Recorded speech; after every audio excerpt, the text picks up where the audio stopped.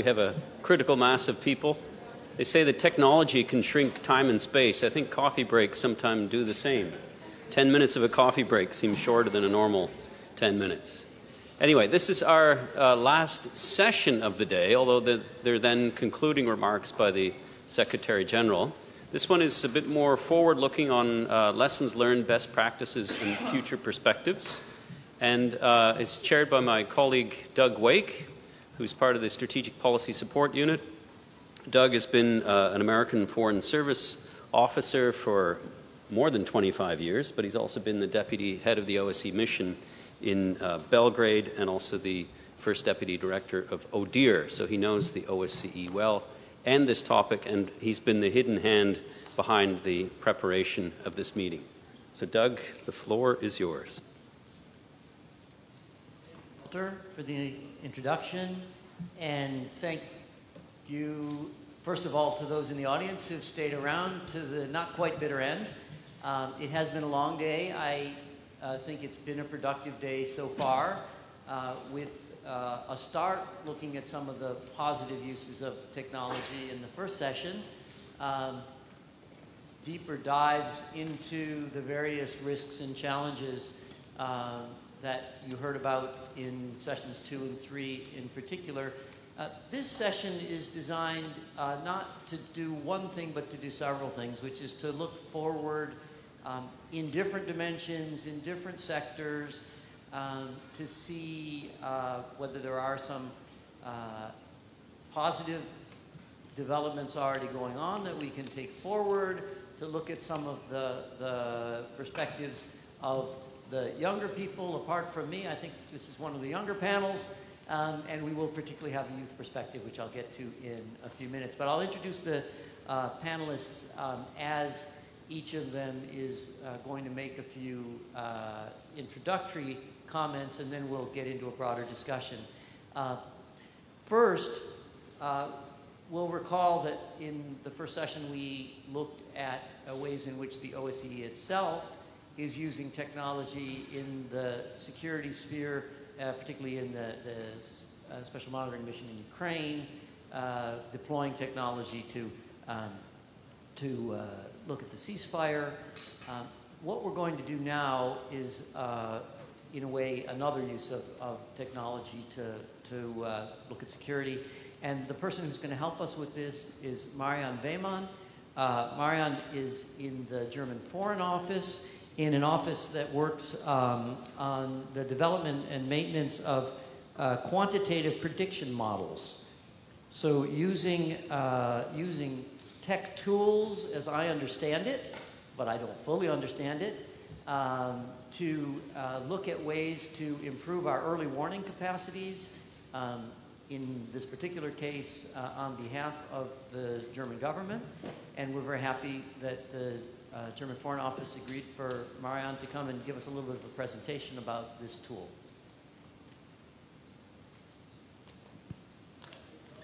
I will start with a brief presentation of about 5 minutes, just to give you a bit of a view of the so-called preview system.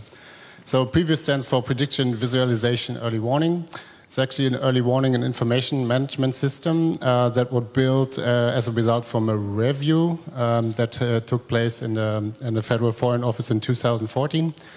As a result, the Federal Foreign Office wanted to reshape their foreign policy and focus more on foresight and prediction capabilities, and that's why the previous system was built. What do we do? It's an automation of open data collection, so we only have openly available data in our database.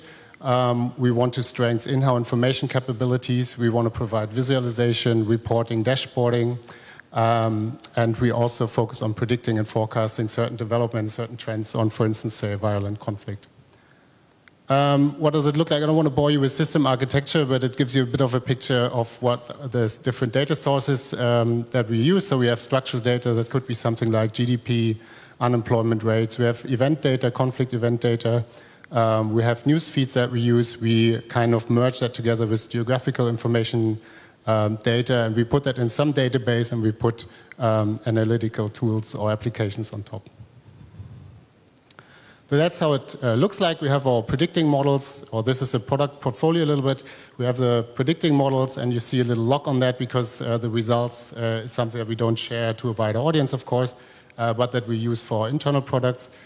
We built a complete set of tools, so we focus on use and text analysis. We have some qualitative exploration tools. We have the so-called conflict explorer that allows to visualize and drill down and drill through event data that is conflict related, and we build dashboards. What we also do is like ad hoc analysis. So if somebody in a foreign office wants to have some visualizations or is looking for some different data sources, we research that, we would visualize that and provide it. One of our future perspective is to build a portal. It's actually a central entry point. So it would look like a bit like a search engine, a Wikipedia, Google search thing in between. So that is where colleagues could access recent information, but they could also enter our apps and use them. I will show some products. I have to put a little disclaimer on top of that. So especially on the prediction models, this does not reflect any official view of the German Foreign Office, and it's rather some use cases that I created for this events. But first of all, we have some simple maps, actually, some simple visualizations. So what you see here is an Ebola outbreak, areas on health zones, and also recent conflict events that was used by humanitarian officers to see where the access points are to reach the Ebola areas, so to say. This is an example of the prediction models we do. So in this case, we predicted terrorism, especially 12 terrorists, or the probabilities of 12 terrorist attacks with fatalities against non-governmental targets in the next coming years.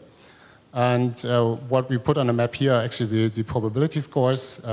Dark red is a higher probability, and green is almost no probability. We used, for this model, we used the global terrorism database, which is also freely available.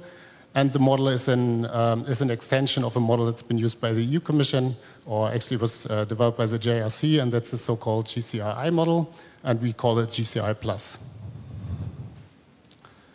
We can vary the so-called dependent variable. That's a phenomenon that we're predicting on. So in this case, for instance, we were doing a prediction model on protests with more than 3 fatalities in the next 12 months. And as you can see, we can also go on a sub-state level.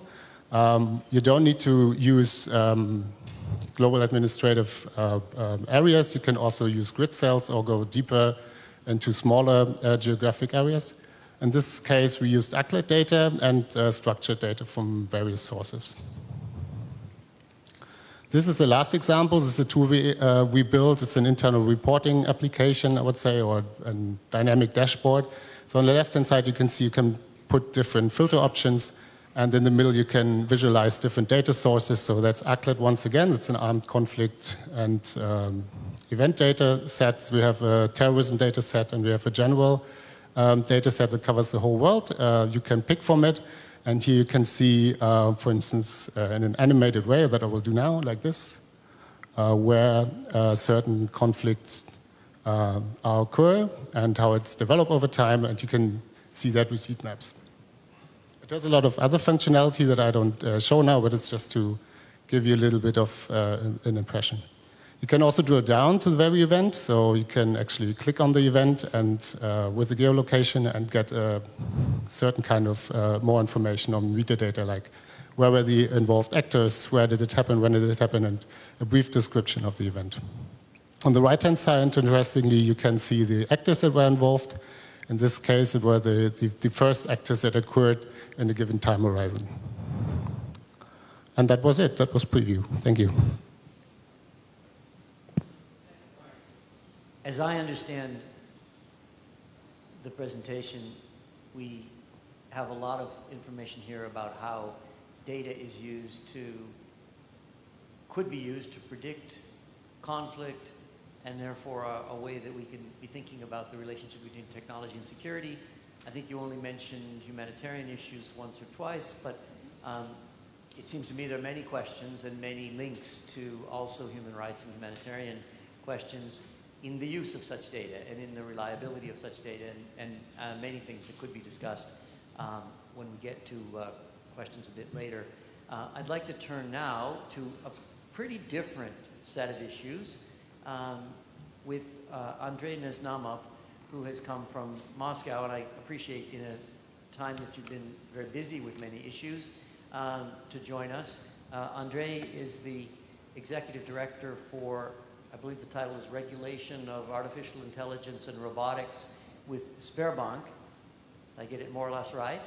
And has also served and continues, as I understand it, to be involved on a number of different advisory bodies, expert councils connected to the State Duma of the Russian Federation. So if we started with a government perspective looking at security technology in the international sphere, now we have both a business perspective, a financial sector perspective, and someone who's been involved in looking at these technology issues from the point of view of a government that is developing its own strategies on particularly artificial intelligence. So maybe if I could start out by asking you, drawing on this both public sector role and your private sector Russian experience, how you see the future with regard to introducing and deploying technologies like artificial intelligence while minimizing the various risks that have been discussed over the course of the afternoon for human rights, for privacy, and so on. Thank you, Doug. That's a great question. Good evening, colleagues. I really appreciate my invitation here. I want to dwell your attention towards regulation. Well, talking about law, I understand that talking about law is not an easy thing. It's a late evening, just like any other time of the day, I guess. So I want to start with a short story, my favorite story about a lawyer who has just graduated from university. And he saw a new technology surrounding him. He said, I want to make a study towards this. I want to make a regulation towards this technology. And everybody around him said, well, probably you are right. But this is too early. I suggest that you wait like 10 or 20 years, because nothing will happen at this time. And you are just, what you are doing, it's just unreal. It's not actual. But this lawyer was very persuasive and very insistent. And he wrote a book, and the name of this book was The Law of Cars. This is a book with the first road traffic rules written in 1903 by the famous American judge Xenophon Hadi. Just for your understanding, Henry Ford has issued his car only 10 years later. And this book, Law of Cars, was republished for 20 times, and it's a complete legendary book in USA legal system. We can see that since this situation, we have seen many examples how law and emerging technology coexist. Take a look at airplanes. Well, the first flight was in 1903, while Chicago Convention on International Civil Aviation was adopted only in the middle of 20th century.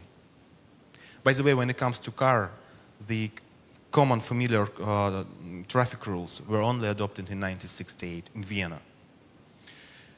Another good example is nuclear technology. We all know when it was applied for the first time, and we all know that there was Caribbean crisis in 1962, but the basic fundamental regulation was only adopted in 1968. The world could have been ruined since that time. Virtually the same lag we have seen with the recombination of DNA. In 1975, there was a big conference in Asilomar, California, USA. And the scientists gathered together there and said, let's stop the commercial use of recombination of DNA, because we are like creating people. But the basic fundamental convention by United Nations was only adopted in 2005. The UN Declaration on Human Cloning. So now we are in the middle of emerging technology of AI and robotics. How the law will deal with this and what's the issue on the regulation. Do we really have some problems with that? Do we really need to regulate it? I said yes, because AI and robotics is not a terminator. Take a look at your smartphones. I believe that most of you does it just at this time.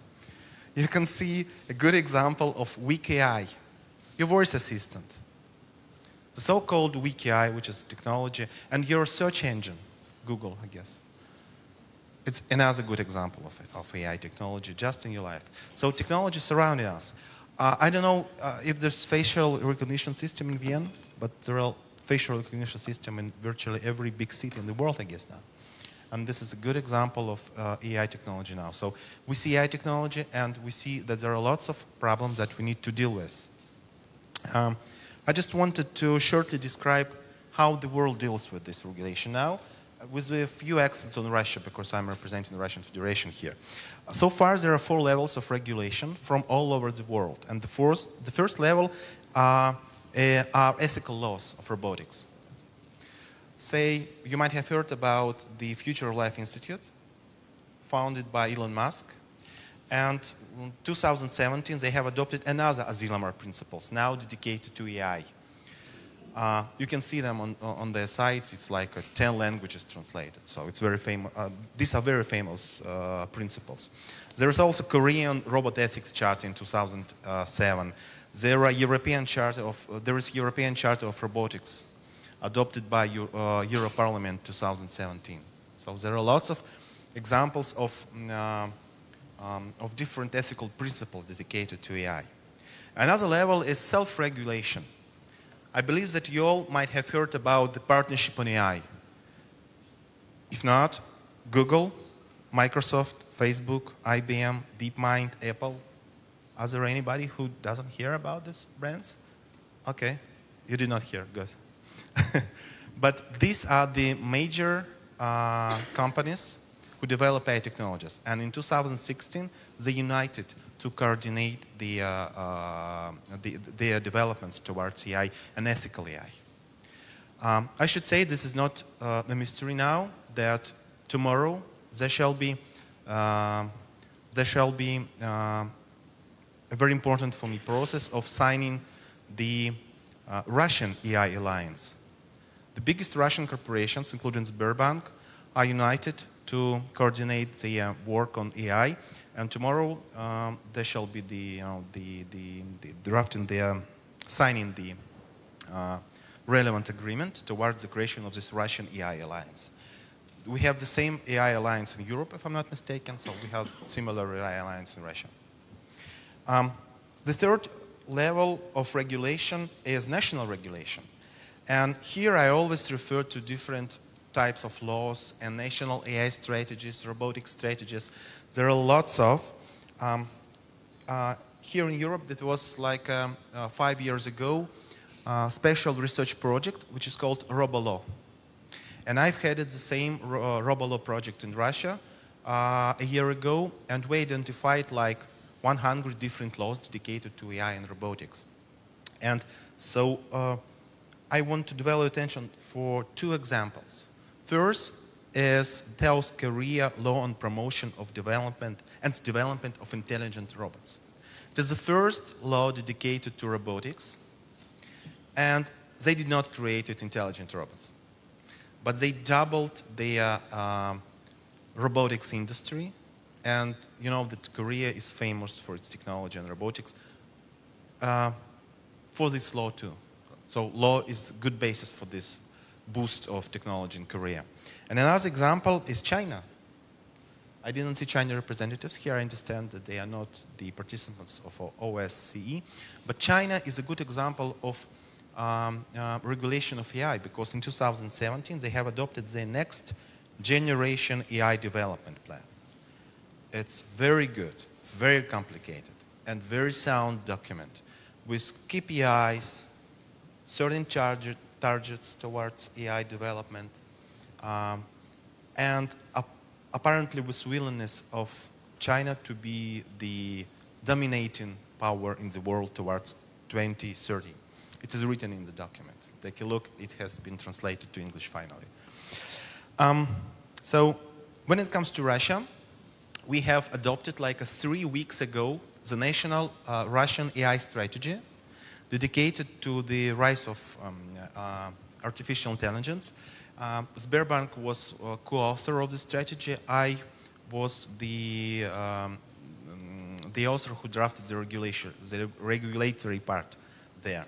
So we have identified like 6 driving factors, and regulation is one of factors that should serve as a basis for boost of this technology in Russia. So we shall see how this national strategy will look like, and we understand that it was a big gap between other countries. There are like 35 national strategies in the world now, so we're at 36, I guess, or even 37, something like that. Sorry.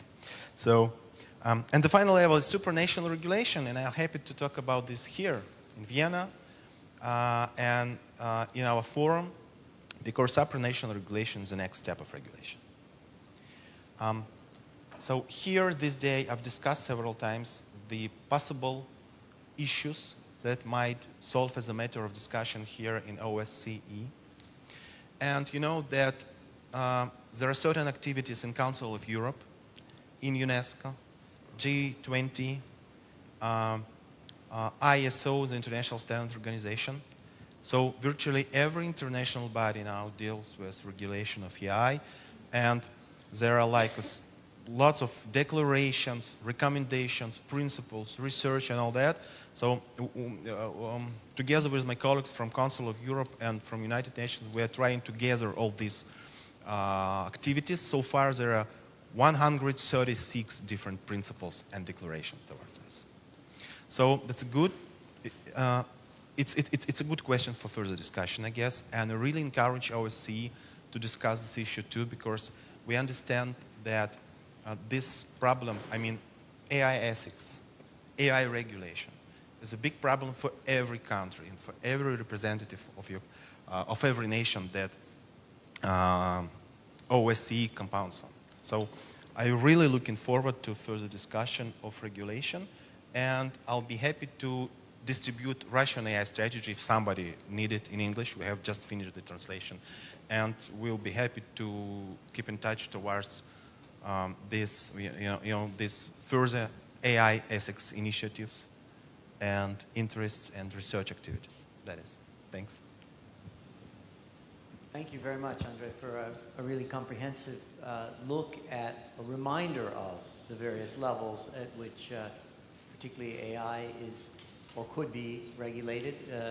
This was the first time I'd heard there were already 136 such initiatives, but it doesn't really surprise me. Having worked on this preparation of this event today, I've been amazed by the kind of front burner nature of this topic. Everybody seems to be putting something together, whether it's a conference, a strategy, a document, or a set of regulations. It will be interesting maybe to explore a little further the one that the strategy that was just issued by the Russian Federation. Before we do that, though, we'll maybe take a look at something which, within an OSCE framework, within an OSCE context, has been developed even quite recently. The Secretary General already referred to the fact that there was a youth forum last week in Bratislava at which the work of the OSCE Perspectives 2030 initiative, a youth initiative, was presented. Our next speaker, Katerina Kartasova, is a member of that core group of experts of the 2030 Perspectives 2030 Youth Initiative, particularly worked and focuses on technology issues also in her capacity as a researcher, looking at technology issues as they have an impact on human rights and political processes.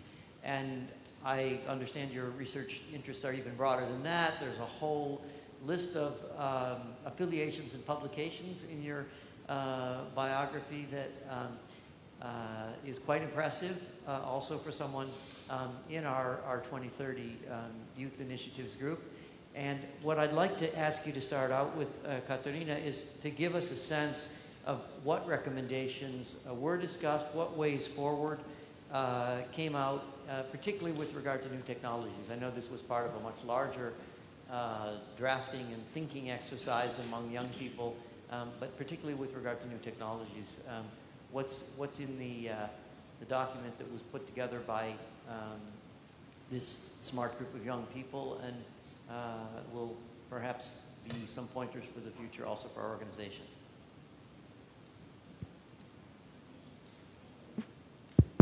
Thank you very much also for the kind words. I'm very grateful to be here on behalf of our core group of experts. Just to add, to introduce the Perspectives 2030 initiative. It's an OSCE initiative that was launched together with Friedrich Ebert Foundation with the support of the Slovak chairmanship. And throughout this year, a group of 22 young men and women from across the OSCE area met and worked together both in person and online to develop a set of recommendations across 6 topics that we have identified as worth looking into and focusing on. And overall, this initiative was intended to provide a platform for young men and women to discuss together with policymakers and decision makers their vision for a safer future in the OSCE area by 2030 and beyond, and what role the youth in particular could play in sustaining peace and security. So we have come up with a number of recommendations within this new technologies group, and I will only focus on a few, and I would like to invite you to then read our paper when it's out. So first of all, our group has proposed that it would be worthwhile for the OSCE to consider establishing guidelines for the ethical development of AI systems within the OSCE area, something that could either build on or look similar to EU's guidelines for trustworthy AI or OECD's principles on AI. Second, and this is something that also resonated throughout the Youth Forum, is that while it is important to continue focusing on development in artificial intelligence, the OSCE should also stay abreast of other technological developments in lethal autonomous weapons, new applications that will be enabled by 5G, blockchain, biotechnology, including genetic engineering. And it should also pay closer attention to the ethical issues that are related to the use of augmented and virtual reality, particularly in relation to torture or pornography. We considered that the OSCE could play a key role in facilitating cooperation and knowledge sharing across companies, across sectors, across countries, sharing of good practices, as well as convening dialogues on the impact of technological change across the 3 dimensions of security. One of the concrete proposals that was put forward at the Youth Forum was to organize exchanges between well-known smart cities like Barcelona and Stockholm, and potentially other cities that are starting to emerge with smart city capability. Youth Forum participants generally agreed that national education systems at this very moment are not adequate to respond to both the challenges and the opportunities presented by new technologies. So first, we need to make sure that training in ethics forms part of the education. So already at schools, we need to teach students how to build ethical by design applications. Of course, something that has been mentioned, the importance of awareness raising campaigns of both the positive and negative, potentially negative aspects of new technologies and their implications on human rights. And we should also strive to encourage more cooperation between students and the business sector. This is something that we see happening in the Silicon Valley, but it's something that's lacking across Europe. Governments need to make sure that their citizens are equipped with digital literacy, critical thinking, and personal computer security skills. And as technology continually evolves, lifelong learning is important. So we focused on the role of the youth and that we should focus on educating the youth, but in fact, the older generation faces the biggest digital gap. So this should be a lifelong learning. And to offer some concrete examples that we have provided in the paper, the OSCE could form creative partnerships with private sector organizations that are already coming up with some innovative solutions, such as CyberSafe. It's a UK-based company that provides cybersecurity awareness training for both public and private sector entities. So such training could first be introduced within the OSCE, and then if it's successful, it could be exported to different national contexts. Another example that was used in this regard was the Elements of AI program. It's a program or an online course that was developed in Finland, and it is free for everyone interested in learning more about this technology. And in the first 4 months since this program or this online course became accessible, 90,000 people enrolled in it across 80 countries worldwide. So we need to also make sure that we are teaching people about new technologies. And perhaps my 5 cents to the debate is, and something that we should be focusing on, is the power of public procurement. So public procurement can drive innovation, and if we really make sure that we give tenders only to companies that can ensure that their applications are secure, private and ethical by design, then this could form part of the solution. Thank you. Thank you very much.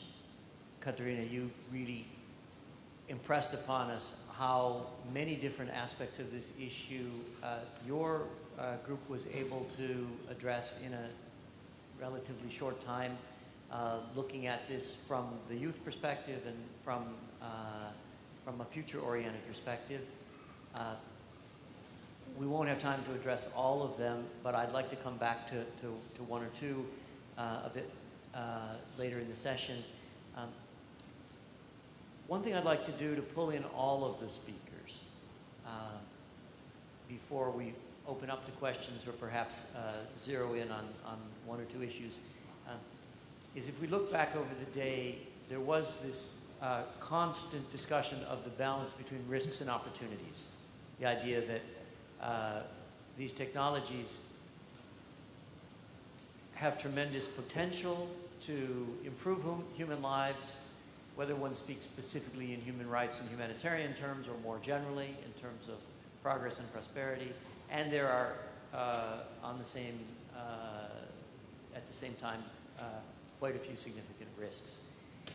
If I now take the particular technologies that were discussed by our first two speakers, I'm just wondering if, Marian, if you can maybe in a few words give us a sense of where you think these predictive tools, these early warning tools, have the most potential to do good, and whether you might identify a risk or two that we should be particularly conscious of as we think about deploying them as governments, as international organizations, for citizens to be aware of in thinking about them as tools that may affect future decision making.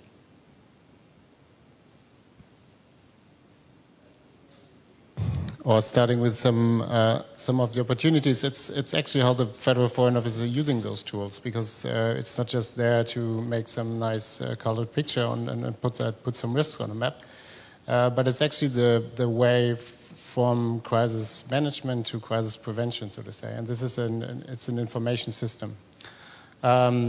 Risk could be that you can always hear is that people think that it's a kind of a world machine that takes over at some point and it would run by itself. So it's not the case. I see it as a source of information for informed decision making, that you can use it for planning crisis prevention programs. it came out also, now I need to go back how the system was created actually, and it was created after a review process where the Federal Foreign Office turned its foreign policy away from crisis management to crisis prevention, and they needed to strengthen foresight capabilities.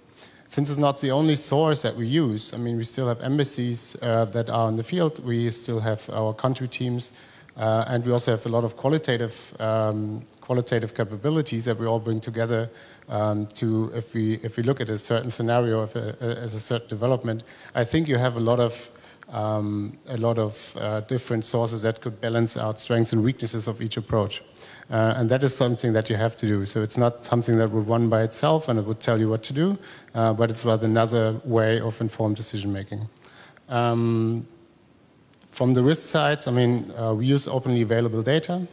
It could be that you think of social media data that we don't use, also because of personal protection or data privacy terms. It might be that other people do that, and it might be that they're not really, sticking to laws and regulations that are there. And it's also, I think, coming from the banking sector. That's where I worked before, and there's a lot of regulation on this sector, for instance. And although it's a lot of effort for banks to implement all of this regulation, I think it makes a lot of sense because the idea was to take serious business sectors and regulate them because they're so somehow important for stability and so on. And I think some of these data protection rules and data privacy rules are going in the same direction, talking about GDPR, for instance. Andrea, I'd like to maybe stick with the same theme of opportunities and risks and maybe put just a little bit to the side the question of the various regulatory structures that you talked about, and ask you in your capacity as someone who works for a bank. You work for a private, or let's say you work for a corporate structure that has interaction with millions of people, presumably. What are the ways in which they should be reassured that deployment of the latest technologies, including AI, will improve their lives? And what are the things that they might want to be worried about, which would take us back to these issues of regulatory frameworks and ways to mitigate risk? Yeah, thanks. First of all, I want to say that our president says we are not bank, we are like a technological company now. So that is, despite the fact that we're the biggest bank in the Eastern Europe, but still. That's why they consider us to be AI developers now. It's a good question because I really frequently participate in different forums dedicated to AI. It's quite an interesting topic now. So lots of forums in different cities and countries dedicated to AI regulation and ethics and all that. And the main concern I always hear is, will AI be ever granted with human rights? Will robots eliminate humanity? So these are two main questions I always hear. And as a reply, I always say, look, any new technology, any emerging technology, it's just a hammer. Well, I have a hammer here, so you can beat your finger with a hammer, or you can create a house. So it's virtually up to you, and therefore, despite the fact that apparently any emerging technology, including AI, really has its negative context, and it could be used for bad, apparently. Especially robots. That's absolutely true. I believe that the main idea of every emerging technology is to improve our life. And I really see day-to-day basis how AI and robots really improve our lives. So this is the main idea how we implement these technologies in our everyday's work. Sberbank operates with lots of different technologies. And we're really trying to mitigate the risks. Sometimes these risks are not real, sometimes are real, like bias, like non-discrimination, like privacy. Of course, we do understand there are lots of negative implications towards AI, say. But still, we believe that we should proceed with these technologies, disregarding the negative context, because every new technology could make our life much better than our life today. That is the idea, and following this idea, I hope we will proceed with implementation of every new technology. Of course, mitigating related risks. If I turn to you, Katarina, maybe I would like to pose the same question based on the work you've done in the youth forum and in the group of experts, focusing on two particular issues. One, if we think about opportunities and risks, are there specific implications for young people? Are there specific issues that relate to youth? And the other, which we started off fairly early in the day talking about, particularly when Stefana Miladinovic spoke to us, is the gender aspect. The extent to which when we deploy or employ new technologies, we need to be conscious of ways in which they can improve gender equality and equal opportunities and what risks might be there. So the youth and gender aspects, if you'd like to say a few words about those two specifics, which I think you focused on particularly, also personally and also in the group. These are both very important aspects. I'll start with the youth and the ways in which youth is particularly targeted and the ways in which youth can use new technologies in positive ways. So we know that the ways in which different age groups use digital technologies vary. And I think that youth is affected by advances in communication technologies in particular. So the Pew Research Center has concluded that young people are most likely to use social media and get their daily news from social networks. And we know that social networks have become used by malign actors for the purposes of information manipulation. And as such, the youth constitutes the segment of society that is most vulnerable to such manipulation. If this is compounded by lack of critical thinking, lack of digital skills, and lack of personal computer security, their exposure is exacerbated further. And just to give you one example, and that is the algorithmic personalization on social media, which reduces the diversity of content that young people see and creates the so-called filter bubbles or state of intellectual isolation. So if you're a young person who has not yet developed a worldview, let's say you were born in an ethnically divided society, and at your young age you don't have the worldview, you don't know why there is a conflict. And in that case, if you are in that field, in that information bubble, instead of being a driver for positive change, you can become instrumentalized to perpetuate those stereotypes and animosity. And as we have heard during the previous panels, young people are often targeted through the social media by violent extremists for recruitment purposes. And the issue that we face today is that we don't have enough evidence-based research to inform policymaking. So there isn't enough research on the way young people consume news or the ways in which they are affected. I only know of one such initiative. Paris-Dakar University is looking really at how adolescents consume information. So these were the ways in which youth is affected negatively, but there are also ways in which young people can really benefit from technological advancements. And one of them is that technologies, particularly communication technologies, provide opportunities for enhanced participation of youth through blogs, crowdfunding sites, online fora, young people can really participate in the political life and inter-ethnic, inter-religious dialogue of their communities. So in that sense, technologies can really serve as a tool for empowerment and youth activism.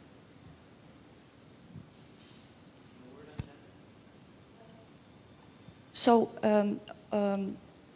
when it comes to the whole gender bias discussion, which we have touched upon earlier, we know that today women are very underrepresented or don't buy in sufficiently. I have prepared some figures. I think that only 30% of STEM researchers are women.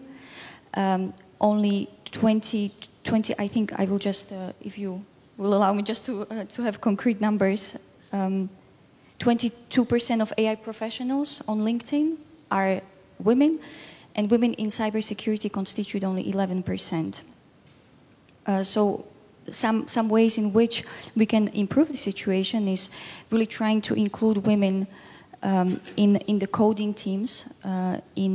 So we make sure that we have diverse teams of coders to also reduce the possibility that bias is fed into the algorithms.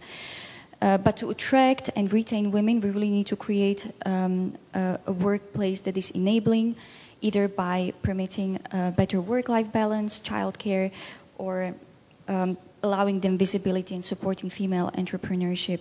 And there are already quite a few initiatives in this regard, since this session focuses on positive examples and steps forward. Networks such as Women in Machine Learning, Women in Tech, and Women in AI have been developed, which enable women interested in these topics to come together and build networks across borders. As I come from Slovakia, in 2002 there was an initiative founded which is called, in Slovak it's IT, which means you too in IT, and it's an initiative that targets young girls and women and tries to educate them on IT and also increase their interest in pursuing career in this field. And there are many similar initiatives which really enable women to participate more and increase their interest and knowledge. Because oftentimes I think we perceive, this is a very male-dominated field, and we really, when we think about new technologies or artificial intelligence, we really perhaps imagine something that's boring, or men in white sneakers behind computer screens. So that's something really we need to demystify the field to also make it more attractive to girls and women. We have about 10 minutes left in this session, so I look around the room to see if there are questions. I know that it's late in the day, and I see a question or a comment. Please come to the microphone, identify yourself, and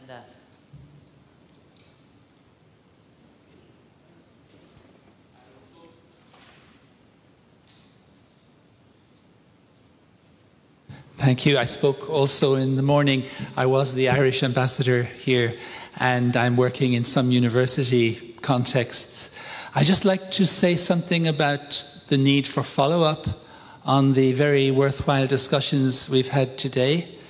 I have been raising this issue of the technologies and their impact on society within the steering committee of the OSCE academic network at the last meeting in Belgrade.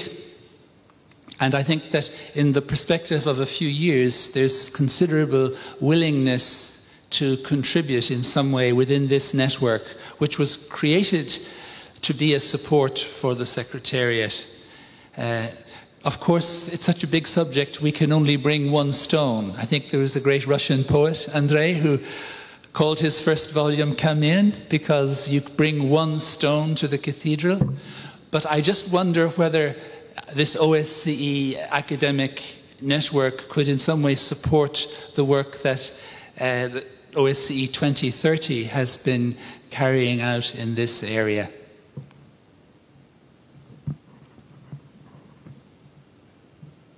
Panelists want to take this on. I will say just before handing to whichever panelist may wish to address the question, that I think by lucky coincidence I was sitting in about this chair moderating a session of a security day where somewhere off in some other part of the Hofburg, the OSCE Academic Network was created in 2012, 13, something like that.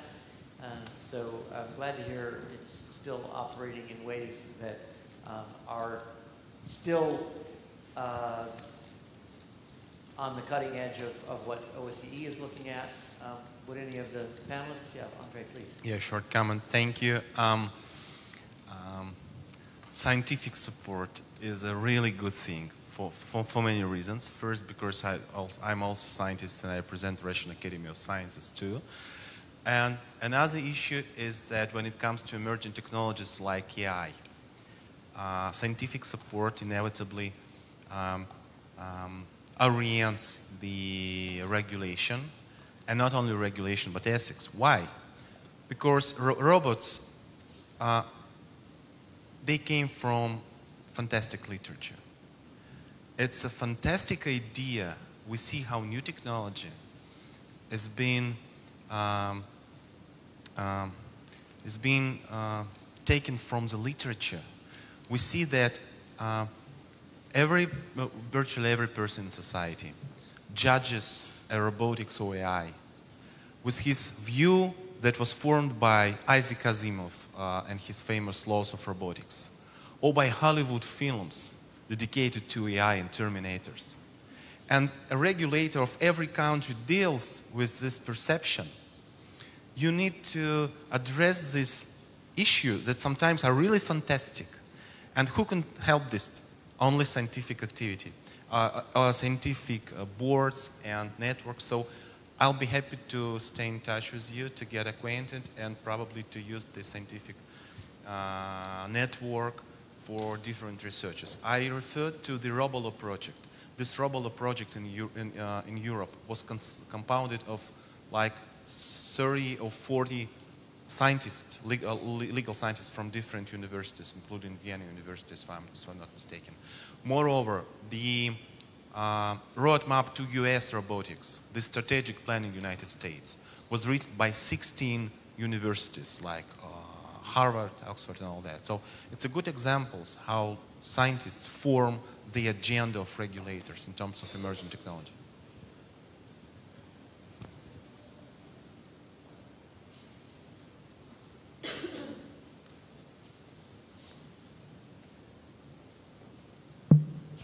Good evening. I'm Anna-Katharina Deininger. I'm the focal point on use and security in the office of DSG. I have a very small announcement following up to Katharina's wonderful explanation of the Perspectives 2030 process and the work that the core group of experts has been doing. Because Katharina mentioned or encouraged all of you to read the Perspectives 2030 paper. A draft version has been circulated together with the agenda for the Youth Forum of last week, and the updated paper that now is very much in the ready or last steps to be designed. This paper will actually be presented in a side event at the Ministerial Council, for which I can share the save the dates, which will be Friday the 6th of December, potentially from 9 to 10 a.m. in the morning. And we hope to see many of you in the room and many of your colleagues joining us in this side event. Thank you. Thanks for that very concrete contribution. Any other questions? Yes, please. Charles Ehrlich from Salzburg Global Seminar. Just an intergenerational question here, which is the people who make the laws or the judges who have to interpret them are usually not tech savvy. The younger generation often is. And we see situations like there was a mashup on YouTube a year ago or so when Mark Zuckerberg was testifying in the US, and it was mashup of what he's answering stupid questions by senators, and it was Mark Zuckerberg explains the internet to old people. But the interns who were sitting behind the US congressmen and senators were just nodding their heads thinking, my senator's a moron. So the question though is the lawmakers are creating laws to solve yesterday's problem, because that's what the voters are afraid of. yesterday's problem. The voters don't know the future. The regulators, the legislators don't know it either. This all comes to a judge. There may be a very good, say, human rights framework, which is applicable to modern technology as well. The judge doesn't know how to interpret that with modern technology. So the question is, without undermining the institutions that make a proper rule of law system and make it work, how do we make sure that people with actual knowledge and that younger generation that understands what's going on is engaged in the rulemaking, the lawmaking, and again, this always has the problem that it might be seen to undermine a system which we want to preserve because it does represent the rule of law by letting the actual legislators and judicial officials act. So maybe you can address this intergenerational or this lack of knowledge by policymakers.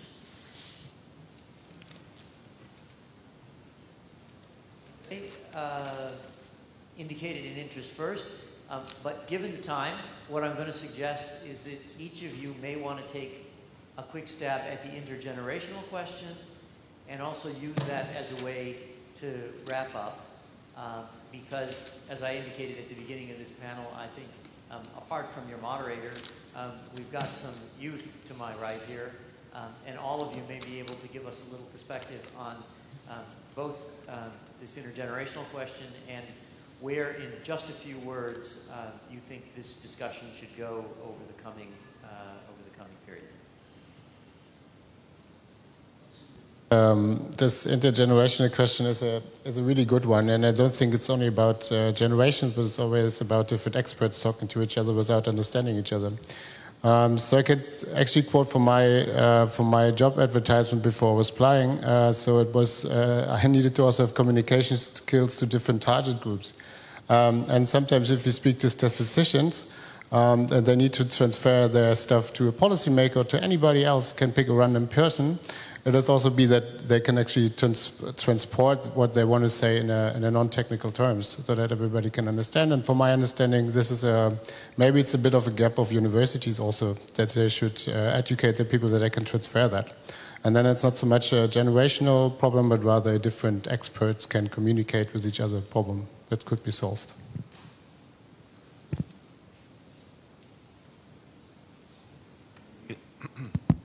I really like the question about generation because I always see this big gap between different generations. There are many Russian politicians who still do not operate with computers, and so they take like a paper and say, okay, let's take a look what's written here. New technology, good. Here I want to refer to the fantastic experience of United Kingdom. In 2017, they have created the special parliamentary group in the House of Lords dedicated to study of AI implications in different industries and virtually in every aspect of our life.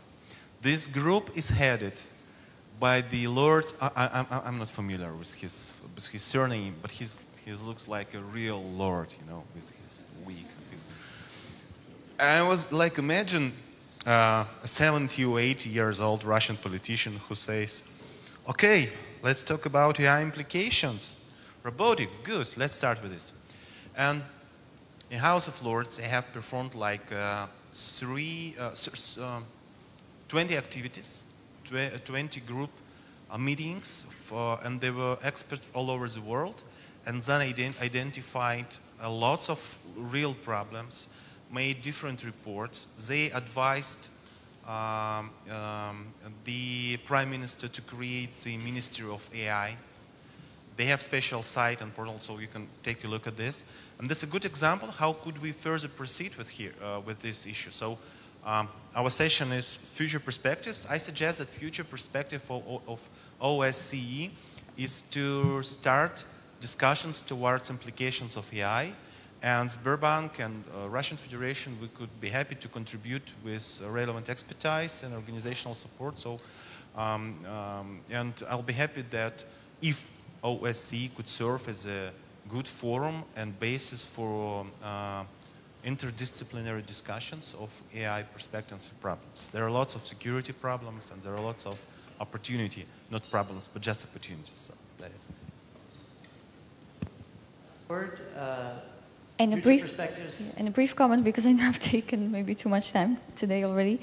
So I really think that as governments design laws, they should do so in consultation with the tech industry and the scientific community, because they see where the technological developments are going, as well as with the civil society, because they can ensure that human rights issues stay on the agenda. So it should be, as we have mentioned, a multi-stakeholder approach, a consultative process when we devise laws and regulations. Wrap this panel up and turn over to the Secretary General, who will put it all together. But certainly I heard in this panel a lot about consultation, a lot about education, a lot about research, and a lot about the need for us to grasp opportunities at the same time that we confront risks. So with that, I'll thank the members of this panel and conclude. Thank you.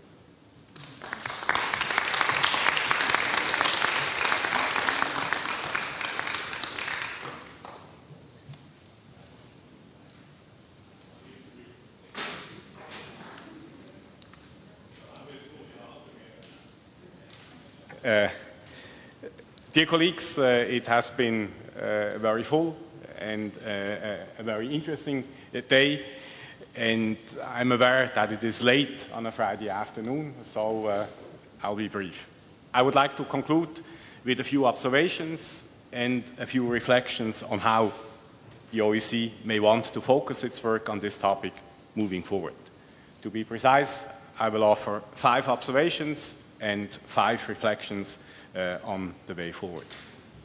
I will start with my observations. First, this is a complex topic, and it will probably get bigger and more complex in the future. In terms of security and human rights, tech, and it has been stated again by this panel, is both part of the problem and part of the solution. Therefore, it is something that the OSCE needs to focus on. Second, it cuts across most of the work that we do, and it transcends borders. So there must be joined up responses. Third, the OSCE, with its comprehensive approach to security, is well suited to deal with the impact on technology on human rights and security. Fourth, the impact of digitalization and technology and security is greater than the topic that we have been focusing on here today. It also relates to the first dimension, and here I think about lethal autonomous weapon systems, or the malicious use of new technologies by terrorists and criminal networks. This has hardly been touched on today. We should also look at the second dimension in terms of human capital, the impact of automation, critical infrastructure, and green technology, to name just a few examples there. So clearly, these topics also deserve our attention. And fifth, in a digital age, we need to keep the focus on human beings to ensure that people are empowered and protected rather than put at risk, made to feel insecure, or become victims of a digital divide. And we need to ensure that humans maintain control over and are accountable for increasingly autonomous forms of artificial intelligence technologies. Now let me move to the 5 suggestions that I would like to offer for the way forward. One is on our role as platform for inclusive dialogue. 2 and 3 on our role as capacity builder. 4 on keeping our organization tech-wise fit for purpose. And the 5th point is on whom to partner with to reach our aims. First, on our role as dialogue platform. Concerning norms and guidelines, it is clear that others, and here I think of the Council of Europe and the UN, are well ahead of the OSCE. And we do not need to duplicate these efforts, but what we should do is to follow and learn from their debates, reports and outputs, and see how they apply to our work. At the same time, I believe there are certain topics where we have a clear role and a comparative advantage based on our experience today. And some of these areas have been referred to in the course of the day. Now, beyond policy making, our dialogue platform may serve as a place where we assess benefits and risks of technological change and where we exchange on best practices on a broad range of security issues without having, the objective of reaching a consensus on it. Simply, and this has been traditionally, I think, an asset of our organization to serve as a platform for exchanging best practices. Second, and this now takes me to the capacity building role of the OSCE. We need to focus more on how technology can help participating states implement their commitments, to counter security threats in a way that ensures respect for human rights and fundamental freedoms. We have heard a few concrete examples today, like, for instance, tech against trafficking, the use of biometrics to better manage borders and prevent terrorism, as well as a growing range of tools to fight cybercrime. We need to continue in this area to build capacity, to share knowledge, and to strengthen networks. And third, under the same heading, we need to help states deal with the challenges and opportunities that arise because of technological change. This is relevant for all three dimensions, including, for example, the impact of cyber attacks, violent extremism, and hate crime on the internet, technology as an enabler of organized crime, threats to critical infrastructure, digital transformation, and the workforce, or how social media are transforming political participation. And as Dunja Mijatovic mentioned this morning, and again Katarina just in this panel, there is a greater need for digital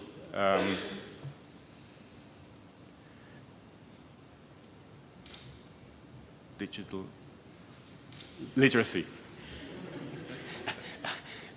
I knew that leadership was not the right term. Digital literacy. Fourth, and closer to home, we should make more effective use of technology to make the OSCE more fit for purpose. And this includes a number of things. Using technology to enhance efficiency, information and workflow, as well as security. Smart technology in field activities and mediation, as we have heard about today, and smart use of the information that we gather. Then technology for training, both in terms of greater use of online tools as well as ensuring staff have the necessary skills and knowledge. And then, of course, technology for communication, internal and in communication with the public. What is common to all these elements that I just listed is that they all will require sufficient financial, human, and intellectual resources. Fifth, ensuring a human rights-centered approach to technology and security requires partnerships, multi-stakeholder dialogues. As the report of the UN Secretary General's high-level panel on digital cooperation puts it, We need digital cooperation in the age of digital interdependence.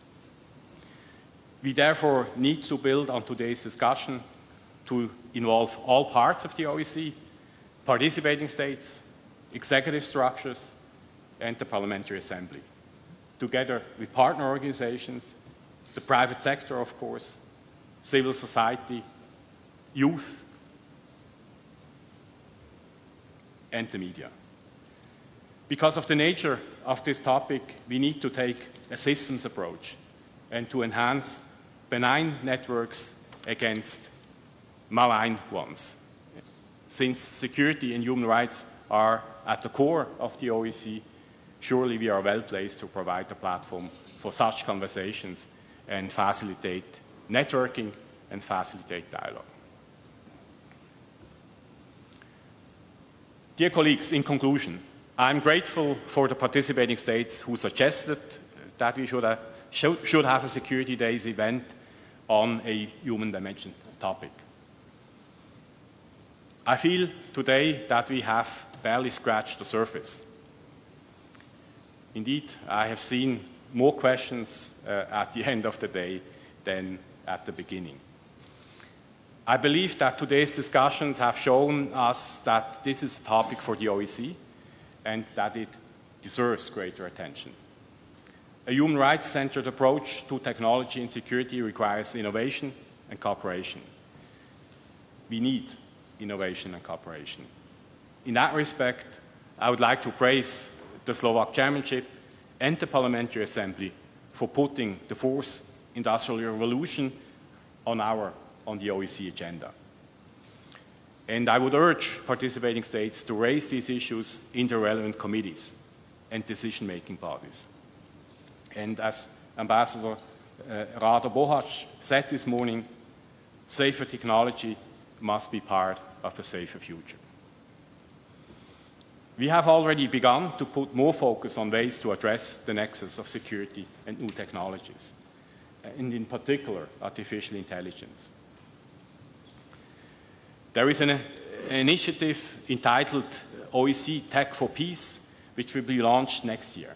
It will provide a platform to discuss and jointly address the potential of new technologies to amplify transnational threats, but also to counteract them.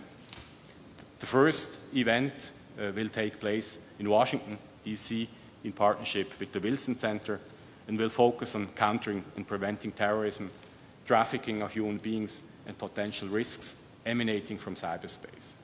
We will share more information about this Tech for Peace initiative soon, and we would then also look forward for your support. In conclusion, I would like to thank again the donors, particularly the Czech Republic and the Netherlands. I would like to thank all of our speakers and moderators, conference services, and comms for their support, and for the Strategic Policy Support Unit, in particular to you, Doc, for making this event possible. You are, Doc, the mastermind of this, and I think this really deserves a special applause.